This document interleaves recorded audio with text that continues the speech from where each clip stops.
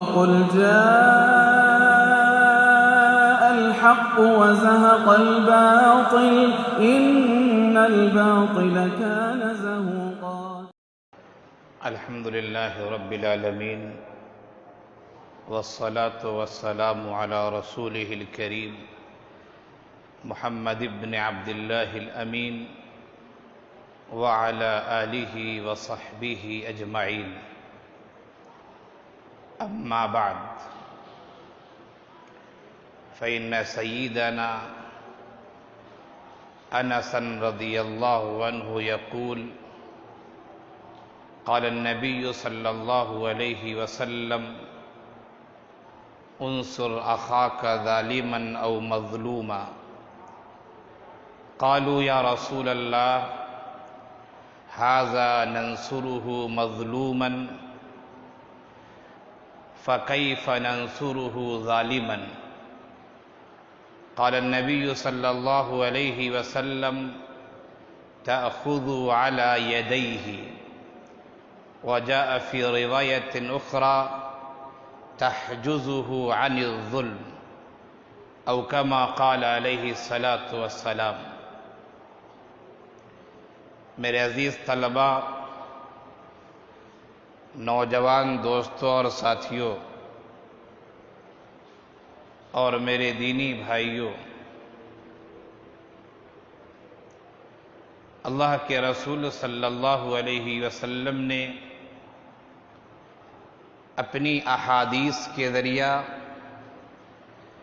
اور اپنی سیرت طیبہ کے ذریعہ ہمیں اور آپ کو، بلکہ کہا جائے کہ سارے انسانوں کو، زندگی کے تمام مشاکل اور مصائب سے نکلنے کا حل عطا فرمایا ہے،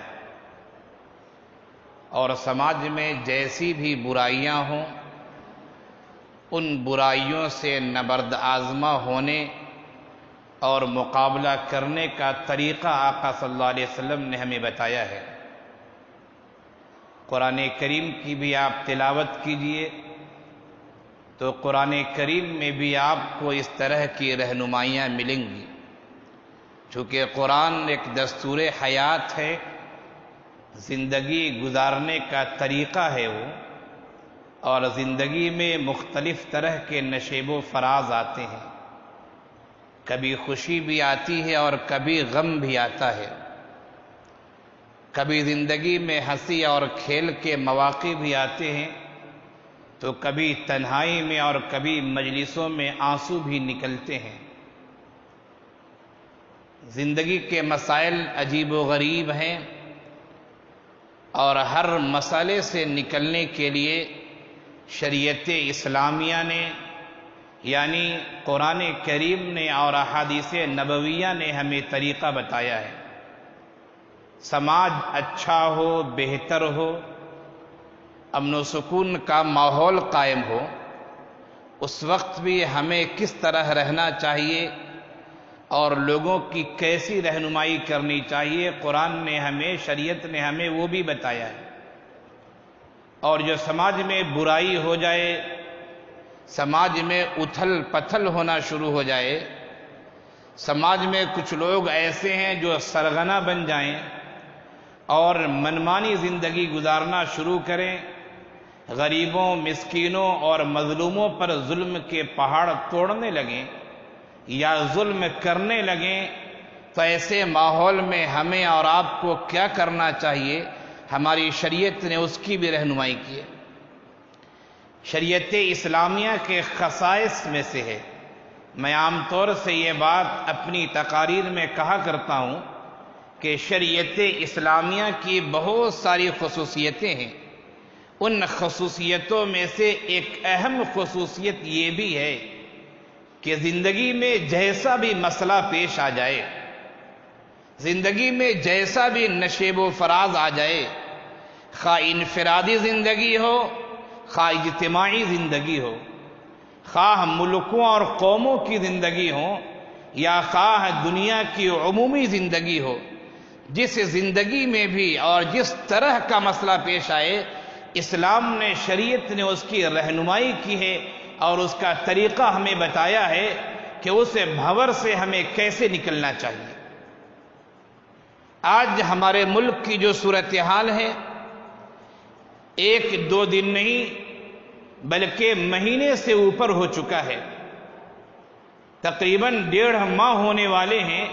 ملک کی جو صورتحال ہے اس سے ہر انسان واقف ہے، اور جگہ جگہ احتجاجات ہو رہے ہیں، اس سے آپ بھی واقف ہیں، ہم بھی واقف ہیں۔ نیچی عدالت سے لے کر ہائی کورٹ اور سپریم کورٹ تک کے وکلاء اور ججز جس تشویش کا اظہار کر رہے ہیں کہ ملک انتہائی خطرناک دور سے گزر رہا ہے، اس سے ہر انسان واقف ہے۔ صرف ملک ہندوستان کا باشندہ ہی نہیں بلکہ ہندوستان کے باہر کے لوگ، دنیا کے کونے کونے کے لوگ اس صورتحال سے واقف ہیں، اور اگر دائرہ وسیع کیا جائے تو ہندوستان ہی کی نہیں، ہندوستان کے علاوہ اور بھی ممالک کی صورتحال انتہائی خراب ہے۔ لیکن ہمارے ملک میں امن و سکون تھا، ہلکے انداز کی اتھل پتھل تھی، لیکن اب تقریباً 1.5 ماہ سے انتہائی خطرناک رخ پر ملک جا رہا ہے، اور اس کا احساس ہر ایسے آدمی کو ہے جس کے سینے میں دھڑکتا دل ہو۔ اب کوئی آدمی ہے لیکن اس کے پاس دل ایسا ہے کہ نہ ہونے کی طرح، ایک آدمی ایسا ہے کہ اس کے پاس آنکھ ہے لیکن اچھے برے کی تمیز نہیں، تو اندھے کی طرح ہے۔ وہ صم بکم عمی، وہ اندھے ہیں، بہرے ہیں، کانے ہیں، گونگے ہیں، لیکن جس کے سینے میں بھی دھڑکتا دل ہوگا، جس کے اندر انسانیت کی ہمدردی ہوگی، جس کو انسانوں سے محبت ہوگی، جس کو اللہ کی مخلوق سے محبت ہوگی، یقیناً اس کا دل دکھتا ہوگا اور وہ انقلاب لانے کی کوشش کر رہا ہوگا۔ وہ ظلم کے خلاف آواز اٹھا رہا ہے اور بہت سارے لوگ اٹھانے کی کوشش کر رہے ہیں۔ ملک میں جو مسئلہ ہے وہ NRC کا مسئلہ ہے، کیب کا مسئلہ ہے، CAA کا مسئلہ ہے، NPR کا مسئلہ ہے۔ ان سب مسئلوں کو جوڑ لیجئے تو ملک میں مسائل ہی مسائل ہیں۔ میں نے ایک حدیث آپ کے سامنے پڑھی، آقا صلی اللہ علیہ وسلم نے ارشاد فرمایا، صحیحین کی روایت ہے، حضرت امام بخاری اور امام مسلم علیہم الرحمہ نے اسے نقل کیا ہے۔ راوی حدیث حضرت جابر رضی اللہ عنہ ہیں اور حضرت انس بن مالک رضی اللہ عنہ بھی ہیں۔ ارشاد فرمایا کہ آقا صلی اللہ علیہ وسلم نے ایک مرتبہ کہا، انصر اخاک ظالما او مظلوما، اپنے بھائی کی مدد کرو وہ ظالم ہو یا مظلوم۔ بھائی سے مراد مسلمان ہی نہیں، بھائی سے مراد انسان۔ تم انسان ہو، ہر انسان تیرا بھائی ہے۔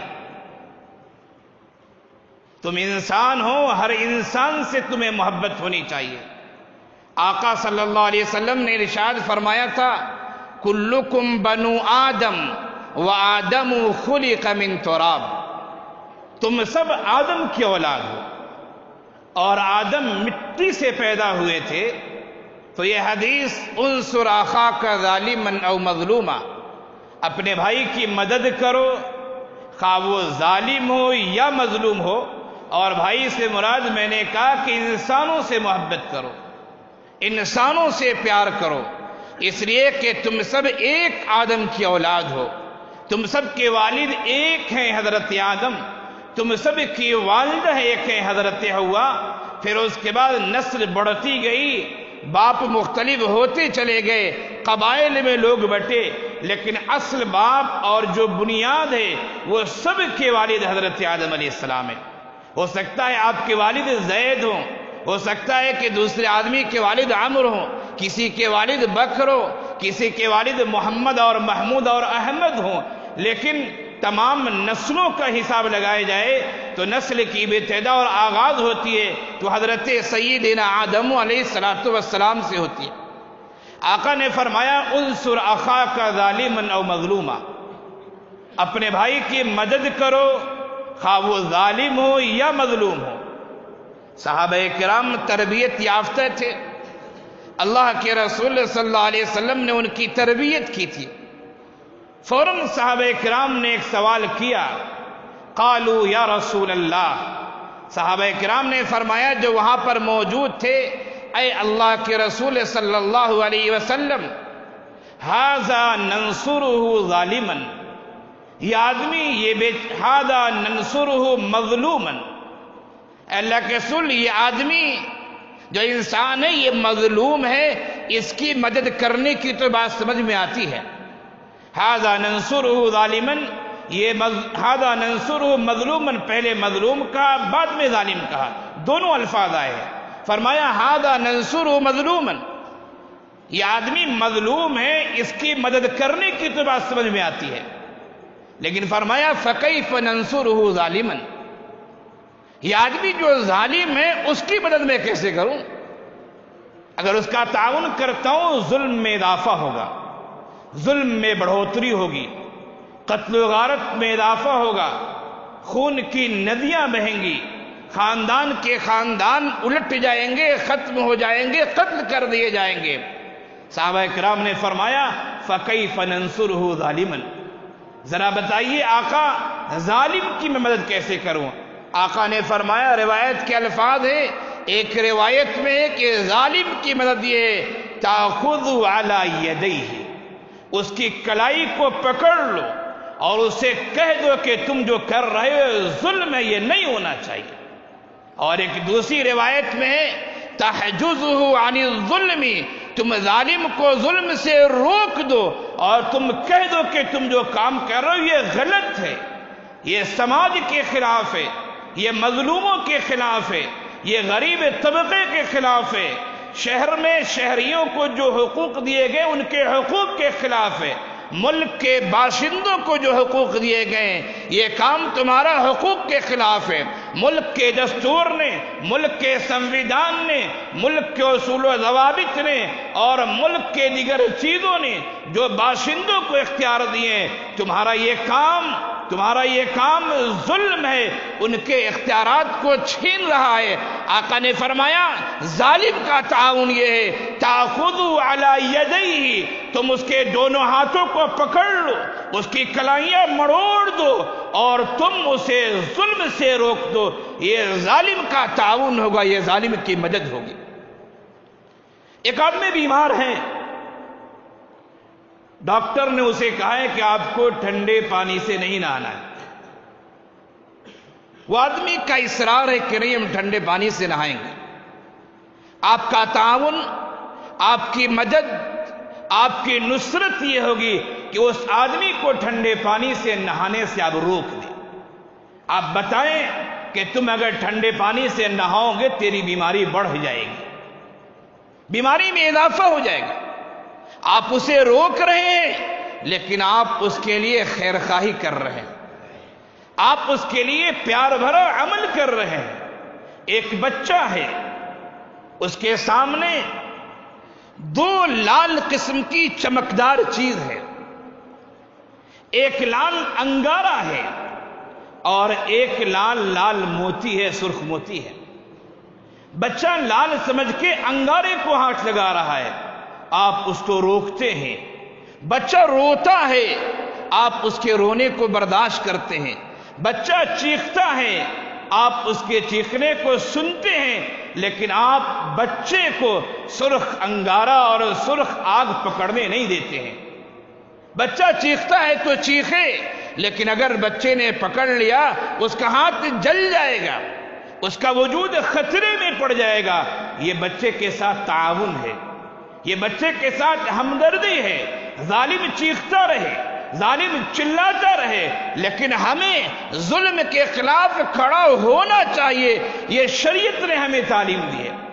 آقا صلی اللہ علیہ وسلم نے اپنے اسوے سے ہمیں بتایا ہے، اور ظلم کسی پر بھی ہو، خواہ وہ مسلمان پر ہو، خواہ وہ ہندوؤں پر ہو، خواہ وہ جینی پر ہو، خواہ وہ بدھزم کے ماننے والے پر ہو، ہاں وہ سکھ پر ہو، عیسائی پر ہو، ظلم جس پر بھی ہو، ظلم کے خلاف آواز اٹھنی چاہیے اور ظالموں کی کلائی مڑوڑ دینی چاہیے، ظالم چاہے اپنا بھائی اور اپنے خاندان اور قبیلے ہی کا کیوں نہ ہو۔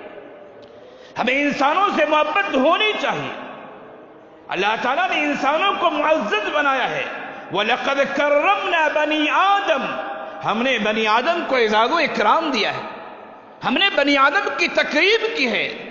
بنی آدم کوئی بھی ہو، کسی بھی مذہب کا، کسی بھی دین اور دھرم کا ماننے والا ہو، کسی بھی ملک کا رہنے والا ہو، رنگ اس کا کالا ہو یا گورا ہو، وہ سانولا ہو یا جیسا بھی ہو، وہ چھوٹا ہو یا بڑا ہو، ظلم کے خلاف آواز اٹھنی چاہیے اور ظالموں کی کلائی مروڑنی چاہیے۔ یہ شریعت نے ہمیں تعلیم دی ہے۔ ایک انسان ظلم دیکھتا ہے اور وہ خاموش رہتا ہے، اس کا مطلب ہے کہ وہ انسان نہیں ہے، وہ حیوان سے بھی گیا گزرا ہے۔ ایک مرغی جس کے پاس کوئی بہت طاقت اور قوت نہیں ہوتی ہے، لیکن اس مرغی کے پاس جو بچے ہیں، اس مرغی کے بچے کو آپ لے لیجئے، مرغی آپ سے مقابلہ کرنے کے لیے تیار ہو جائے گی۔ ایک چڑیا ہے، اس کے انڈے کو آپ لے لیجئے، آپ کی طاقت کے مقابلے میں وہ چڑیا اور چھوٹے پرندے کی کوئی اہمیت نہیں ہے، لیکن وہ پرندہ منڈلاتا رہے گا اور اپنے انڈے کو اور اپنے گھونسلے کی حفاظت کی کوشش کرتا رہے گا۔ لیکن اے انسان، اگر تیرے پاس ظلم ہو اور تو دیکھتا رہے، تماشائی بنا رہے، تو اس کا مطلب ہے کہ تو چرند و پرند سے بھی گیا گزرا ہو گیا۔ اور یہ خطاب سب سے ہے، علماء سے بھی ہے کہ علماء جو ظلم کے خلاف ہمیشہ آواز اٹھاتے رہے، اگر کوئی حکمت اور کوئی پالیسی ہے جس کی وجہ سے وہ نہیں اٹھا رہے، تب تو یہ خوش آئند بات ہے، لیکن کوئی حکمت نہیں، کوئی پالیسی نہیں، خاموش ہے، تو یہ بھی شریعت کے خلاف ہے۔ علماء کو بھی اپنی خانقاہوں سے نکل کر، اپنی مدارس سے نکل کر، اپنے حجروں سے نکل کر، اپنے اداروں سے نکل کر، اگر کوئی حکمت نہیں ہے اندر رہنے میں، تو پھر انہیں باہر آنا چاہیے۔ وہ حضرات جن کے ہاتھ میں قلم کی طاقت ہے، ان کو اپنے قلم سے مظلوموں کی تعاون کرنا چاہیے اور ظالموں کے خلاف آواز اٹھانا چاہیے۔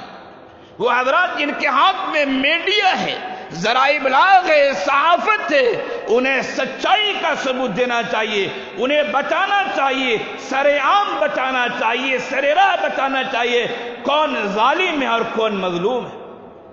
یہ ذمہ داریاں ہیں ہماری، اور علماء نے الحمدللہ اپنے کردار کو اس میں بہت نمایاں رکھا ہے۔ وہ کبھی بھی ظالموں کے سامنے انہوں نے گھٹنے نہیں ٹیکے۔ مجھے یاد آتا ہے ایک واقعہ، مصر کی سرزمین کا ایک حاکم ہے، شام کا رہنے والا ہے، اس کا نام ابراہیم بادشاہ ہے۔ انتہائی ظالم، انتہائی جابر، ہر آدمی اس کے ظلم سے واقف ہے۔ اس نے اعلان کیا کہ میں شام کی جامع مسجد اموی میں جاؤں گا۔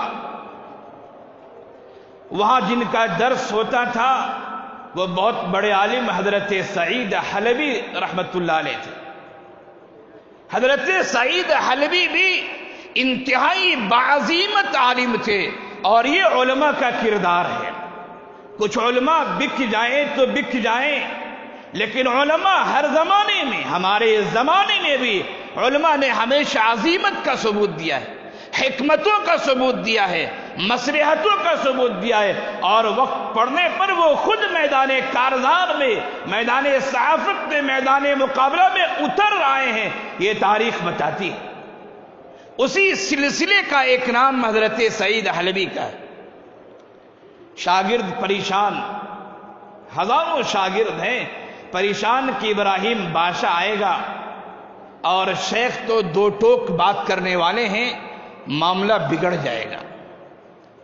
پورے شہر میں ہنگامہ ہو چکا ہے، ملک شام کے حلب میں ہنگامہ ہو چکا ہے کہ ابراہیم بادشاہ آنے والا ہے، لیکن شیخ ہیں، صحابہ کے وارث ہیں، اولیاء کے وارث ہیں، تابعین اور تبع تابعین کے وارث ہیں۔ ابراہیم بادشاہ آتا ہے، وہ اپنے درس کو جاری رکھے ہوئے ہیں، بادشاہ کو کسی بھی خاطر میں نہیں لاتے ہیں، اور پھر بادشاہ کو کچھ نصیحتیں بھی وہ کرتے ہیں۔ بادشاہ کے آداب بجا لانے کے لیے کھڑا ہو جانا، ہاتھوں کو چومنا، جھک کر سلام کرنا، خبر خیریت پوچھنا، انہوں نے کچھ نہیں کیا، اس لیے کہ وہ ظالم تھا۔ اگر حضرت سعید حلبی کھڑے ہوتے اور اس سے ملتے تو لوگ کہتے کہ حضرت میرے حضرت بھی اس سے ڈر گئے۔ خیر، بادشاہ انتہائی غصے میں وہاں سے نکل گیا، چلا گیا۔ اب منافقین کی جماعت ہر طبقے میں ہوتی ہے۔ منافقوں نے ابراہیم بادشاہ کو بھڑکانا شروع کیا کہ دیکھیے، سعید حلبی نے آپ کا کوئی احترام نہیں کیا، کوئی ادب نہیں کیا، آپ کو بیٹھنے تک نہیں کہا اس نے، اور آپ کو اس نے نصیحتیں بھی کی، اسے پابند سلاسل کرنا چاہیے، اس کے پاؤں میں بیڑیاں ڈال دینی چاہیے۔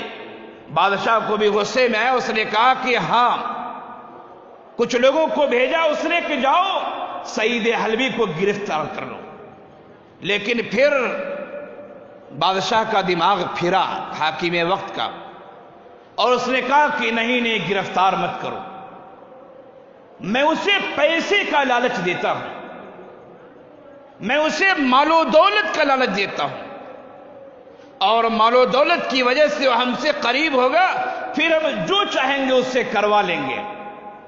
حضرت سعید حلبی تھے ایسے ویسے، یہ کہا جائے کہ آج کے RSS کے جو ایک منچ ان کا ہے، راشٹریہ مسلم منچ، اس پر بیٹھنے والے نہیں تھے، وہ جو اپنا ایمان بھی بیچ دے، اپنا دھرم بھی بیچ دے، ان کے ہاں میں ہاں ملاتے رہیں، وہ راشٹریہ مسلم منچ کے نہیں تھے، وہ سعید حلبی تھے، سعید حلبی۔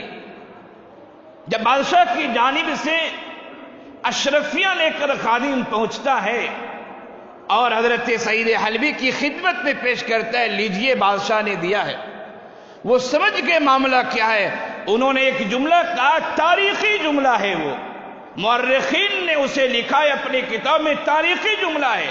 حضرت سعید حلبی رحمت اللہ نے فرمایا کہ تھیلیاں لے جاؤ اور اپنے بادشاہ سے کہہ دینا، میں یمد رجلہ لا یمد یدہ، جو پاؤں پھیلایا کرتا ہے وہ لوگوں کے سامنے ہاتھ نہیں پھیلاتا۔ بادشاہ آیا، میں نے اس کے سامنے پاؤں پھیلائے تھے، ان کے پاؤں میں کچھ تکلیف تھی، پاؤں پھیلائے ہوئے تھے، بادشاہ کی آمد پر انہوں نے پاؤں نہیں موڑا، کہا کہ جاؤ حاکم وقت سے کہہ دینا، میں یمد رجلہ لا یمد یدہ، جو لوگوں کے سامنے اپنی ٹانگیں پھیلایا کرتا ہے وہ لوگوں کے سامنے اپنے ہاتھ نہیں پھیلاتا ہے۔ تیرے تحفے تجھے مبارک ہو جائے، میری عظیمت مجھے مبارک ہو جائے، نبوی وراثت مجھے مبارک ہے، صحابہ کی وراثت مجھے مبارک ہے، تو ظالم میں اپنی جگہ پہ، لیکن میں بھی بعظیمت لوگوں میں سے ہوں، تیرے سامنے میں جھکنے والا نہیں۔ یہ علماء کا کردار ہے۔ اللہ کے رسول صلی اللہ علیہ وسلم کی سیرت میں ہمیں ایک عظیم واقعہ ملتا ہے، جس واقعے کو لوگ حلف الفضول کے نام سے یاد کرتے ہیں۔ آپ صلی اللہ علیہ وسلم کی عمر مبارک 15-16 سال ہے۔ مکہ مکرمہ میں ایک معاہدہ ہوتا ہے جس معاہدے کو حلف الفضول کہتے ہیں، فضول کا معاہدہ۔ آقا نے بعد میں مدنی زندگی میں فرمایا کہ حلف الفضول میں حاضر ہونا میرے لیے سرخ اونٹ سے بھی بہتر ہے۔ سرخ اونٹ عرب کے درمیان انتہائی قیمتی اونٹ مانا جاتا ہے۔ آقا نے فرمایا حلف الفضول میں شریک ہونا میرے لیے سرخ اونٹ سے بھی بہتر ہے، اور پھر فرمایا کہ اگر آج بھی مجھے ویسے معاہدے کی دعوت دی جائے تو میں اس کے لیے لبیک کہنے کے لیے تیار ہوں۔ یہ حلف الفضول ہے کیا؟ حلف الفضول کیا ہے ہمیں سمجھنا چاہیے۔ آقا صلی اللہ علیہ وسلم کی عمر مبارک 15-16 سال کی ہے۔ مکے میں ایک تاجر آتا ہے جس تاجر کا تعلق قبیلہ زبید سے ہے، زبیدی تاجر ہے، مکے کا رہنے والا نہیں ہے، تجارت کا مال لے کے آتا ہے۔ مکے کا ایک آدمی جس کا نام عاص بن وائل تھا، مکے کے سرکردہ لوگوں میں تھا، مکے کے امیروں میں تھا، مکے کے سرداروں میں تھا، یہ سمجھیے کہ مکے کی چوٹی کا وہ آدمی تھا۔ اس کے خلاف آواز اٹھانا عام آدمی کے بس کی بات نہیں تھی۔ زبیدی سے عاص بن وائل نے مال خریدا اور جو پیسے ہونے چاہیے، جو عوض ہونا چاہیے، اس نے دینے سے انکار کر دیا۔ زبیدی نے کہا کہ میرے سامان لیے پیسے دو۔ اس نے کہا میں نہیں دیتا، جو کرنا ہے کر لو تم۔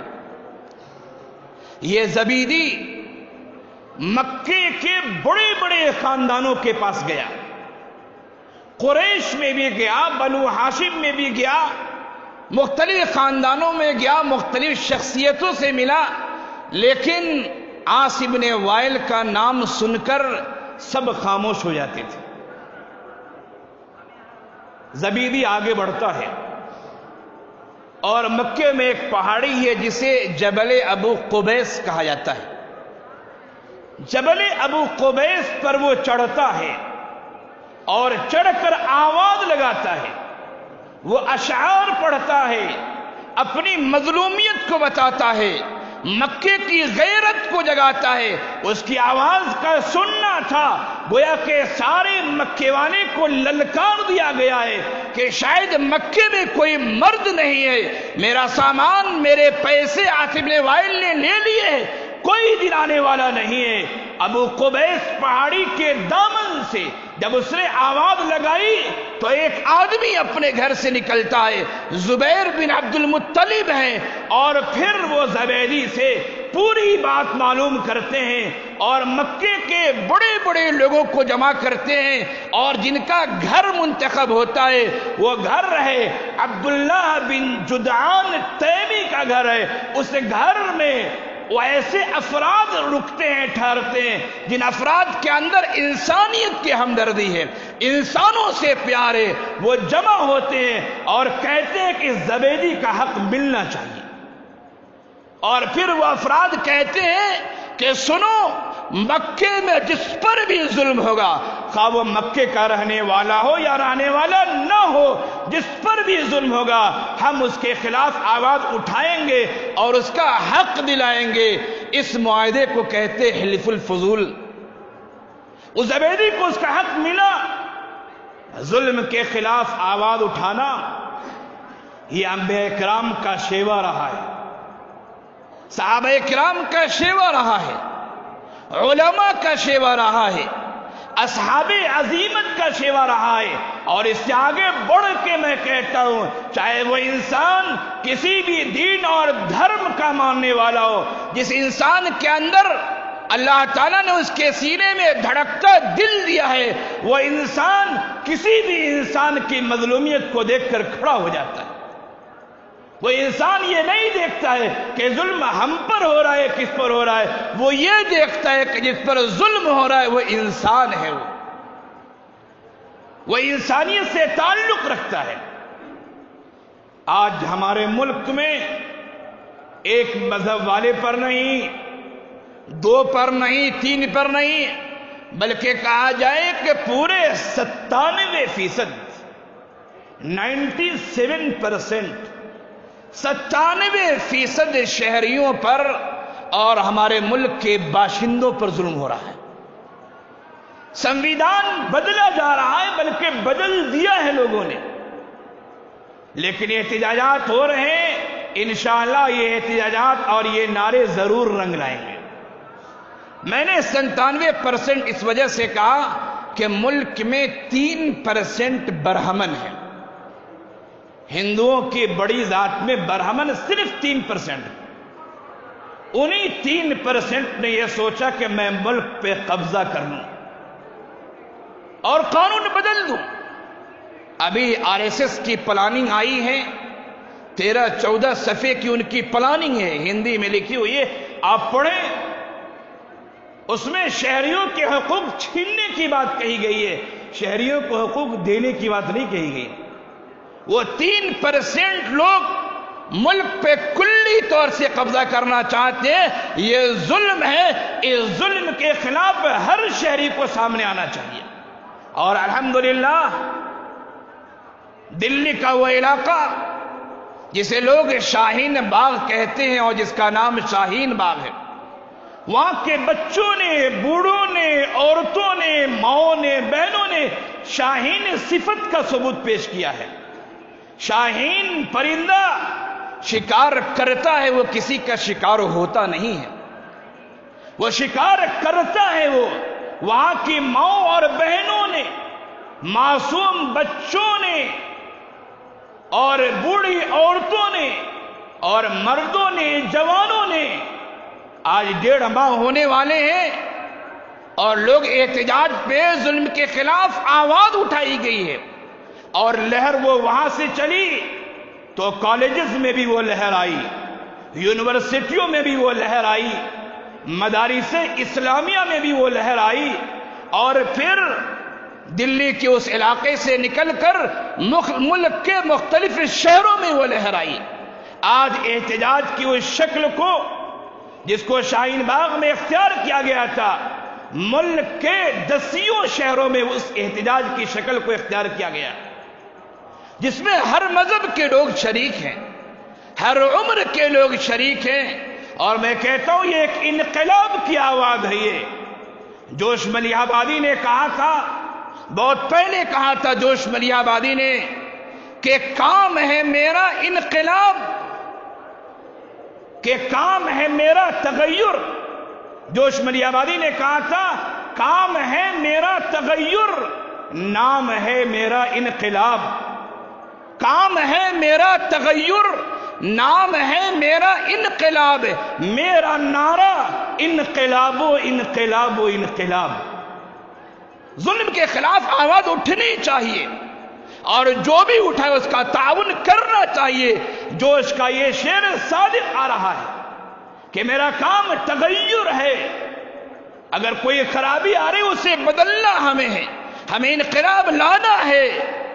جوش کا یہ شعر اور فیض کے بہت سارے اشعار، علامہ اقبال کے اشعار جسے لوگ بھول چکے تھے، ملک کے ماحول نے وہ اشعار لوگوں کے ذہن و دماغ میں تازہ کر دیے ہیں۔ ہمیں بھی بچوں اپنے ذہن میں یہ بات رکھنی چاہیے، تبدیلی کرنا، تغیر کرنا، ظلم کے خلاف آواز اٹھانا، یہ شرعی اختیار بھی اور ملکی اختیار بھی ہے۔ اور علامہ اقبال نے نوجوانوں کو کہا تھا خطاب کر کے کہ تم اس کا انتظار مت کرو کہ ہماری قیادت اٹھے گی، ہمارے بڑے اٹھیں گے، ہمارا سماج اٹھے گا، 10-20 لوگ اٹھیں گے، تم اس کا انتظار مت کرو۔ علامہ اقبال نے کہا تھا اس کا انتظار مت کرنا، بلکہ انقلاب کی ابتدا اپنے سے کرنا۔ علامہ اقبال کے 2 اشعار ہیں کہ جلالے آتش و برق و سحاب پیدا کر، جلالے آتش و برق و سحاب پیدا کر، اجل بھی کانپ اٹھے وہ شباب پیدا کر، تو انقلاب کی آمد کا انتظار نہ کر، تو انقلاب کی آمد کا انتظار نہ کر، جو ہو سکے تو خود ہی انقلاب پیدا کر۔ لوگوں نے دیکھا کہ سیاستداں آگے نہیں آ رہے ہیں، لوگوں نے دیکھا اہل علم نہیں آ رہے ہیں، تو ہمارے معصوم بچے، ہماری کمزور مائیں اور بہنیں میدان کارزار میں کود آئی ہیں اور انہوں نے لوگوں کو غیرت دلائی، پھر سارا ملک احتجاج بن گیا ہے، سراپا احتجاج ہے۔ ظلم کے خلاف آواز اٹھانا یہ شرعی حق ہے۔ آقا نے فرمایا انصر اخاک ظالما و مظلوما، اپنے بھائی کی، انسان کی مدد کرو خواہ وہ ظالم ہو یا مظلوم۔ صحابہ نے فرمایا ھذا ننصرہ مظلوما، یہ مظلوم ہے، اس کی مدد کی بات تو سمجھ میں آتی ہے، فکیف ننصرہ ظالما، یہ ظالم ہے، ظالم کی کیا مدد کروں؟ آقا نے فرمایا تأخذ علی یدیہ، ظالم کی کلائی کو مڑوڑ دو، یہ ظالم کے ساتھ نصرت ہے، مدد ہے۔ دوسری روایت میں ہے تحجزہ عن ظلم، ظالم کو ظلم سے روک دو، یہ ظالم کا تعاون اور ظالم کی مدد ہے۔ آج ملک سراپا احتجاج کیوں ہے؟ ظالموں کی کلائی مڑوڑنے کے لیے، ظالموں کو صحیح سمجھ دینے کے لیے، ظالموں کے دماغ میں جو خرافات ہے اور جو نشہ ہے اس نشے کو اتارنے کے لیے سارا ملک کے سراپا احتجاج ہے۔ ہم بھی شریک ہوئے اس میں، آپ بھی شریک ہوئے۔ دعا کیجئے کہ اللہ تعالیٰ اس احتجاج کو خوش آئند بنا دے اور سارے شہریوں کے، ملک کے سارے باشندوں کے جو حقوق آزادی کے وقت ملک کے سنویدھان اور دستور نے دیا تھا، وہ حقوق ان باشندوں کو بعینی اسی طرح بلکہ ایک آدھا اس سے بہتر حالت میں مل جائے، اور سنویدھان کے بدلنے اور 3% لوگوں کے قابض ہونے والا معاملہ کبھی بھی وہ خواب شرمندے تعبیر نہ ہو سکے۔ اس کے لیے کوششیں بھی کیجیے، اس کے لیے دعائیں بھی کیجیے۔ یہ ہمارا شرعی حق بھی ہے، شرعی ذمہ داری بھی ہماری ہے، اور ملکی ذمہ داری بھی ہے، اور انسانی ذمہ داری بھی ہے۔ اللہ تعالیٰ اس عظیم ذمہ داری کو ہم سب کو سمجھنے کی توفیق عنایت فرمائے۔ وآخر دعوانا ان الحمد للہ رب العالمین۔ قل جاء الحق وزهق الباطل إن الباطل كان زهوقا۔